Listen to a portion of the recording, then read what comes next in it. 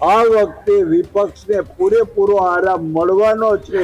એક ભારત દેશના નાગરિક તરીકે મેં મારું મતદાન કરેલ છે એવી પાર્ટીના લોકોને મત આપવો જોઈએ અને આજ સુધી 2014 થી માંડી 2026 સુધી પૂર્વ રાજ્યપાલ વજુભાઈ વાળા કે જેઓ રાજકોટ ખાતે મતદાન કરવા માટે પહોંચ્યા, લોકોને પણ લોકશાહીના પર્વની ઉજવણી કરવા માટેની અપીલ કરાઈ છે। હજુ સુધી તમે અમારી ચેનલને સબસ્ક્રાઇબ નથી કરી તો અત્યારે જ ન્યૂઝરૂમ ગુજરાતને સબસ્ક્રાઇબ કરો, ફેસબુક અને ઇન્સ્ટાગ્રામ પર ફોલો કરો।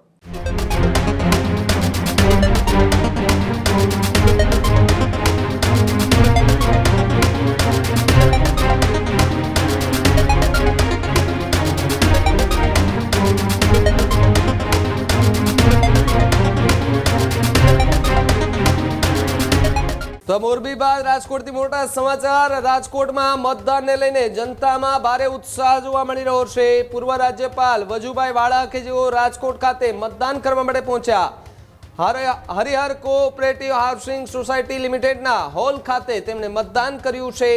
લોકોને પણ લોકશાહીના પર્વની ઉજવણી કરવા માટેની અપીલ કરાઈ છે। ગત વખતે 72 પૈકી 68 જેટલી સીટ ભાજપને મળી હતી તેવી વાત વજુભાઈ વાળાએ કરી છે। આ વખતે વિપક્ષને સંપૂર્ણપણે આરામ મળશે તેવો દાવો વજુભાઈ વાળાએ કર્યો છે, ત્યારે તમામ 72 બેઠકો પર ભાજપનું કમળ ખીલી રહ્યું છે તેવો દાવો પણ વજુભાઈ કરી રહ્યા છે।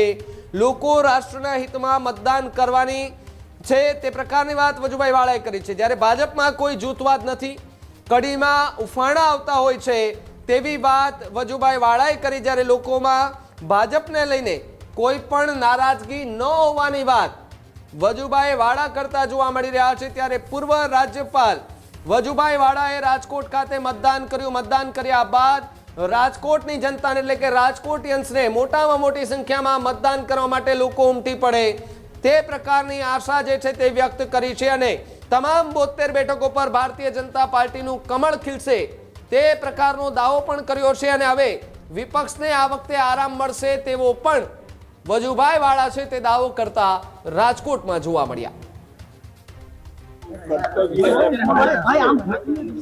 કે તેમને મતદાન કરવું જોઈએ। એક ભારત દેશના નાગરિક તરીકે મેં મારું મતદાન કરેલ છે। હું યુવાનોને સમસ્ત મતદારોને હું અપીલ કરું છું કે જે પાર્ટી રાષ્ટ્રને મજબૂત કરે, ભારતીય સંસ્કૃતિનું સંરક્ષણ કરે એવી પાર્ટીના લોકોને મત આપવો જોઈએ અને આજ સુધી 2014 થી માંડી 2026 સુધી તમામ ક્ષેત્રની અંદર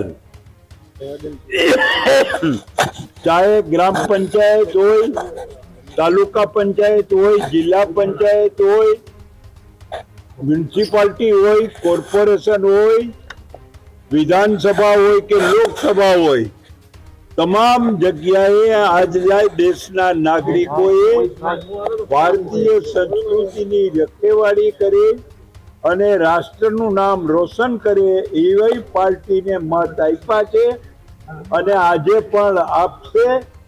અને આપ પૂછો એ પહેલા કહી દઉં કે રાજકોટની 72 સીટ છે। ગયા વખતે 72 માંથી 68 સીટ મળી હતી। આ વખતે વિપક્ષને પૂરેપૂરો આરામ મળવાનો છે અને 72 સીટ ભાજપ લાવવાનું છે। કયા મુદ્દાને આધારે? એટલા માટે થઈને કે આજે સમસ્ત હિન્દુસ્તાનની અંદર બીજેપીએ એક ગ્રામ પંચાયત થી માંડીને પાર્લામેન્ટ સુધી લોકોના કામ કર્યા છે। આજે લોકોની આવશ્યકતા તો પૂર્ણ કરેલ છે, હવે આવશ્યકતાને બદલે રાષ્ટ્રને મજબૂત કરે એવી ભાવનાથી સભર લોકો થાય એના માટે થઈને પાર્ટી પ્રયત્ન કરે છે।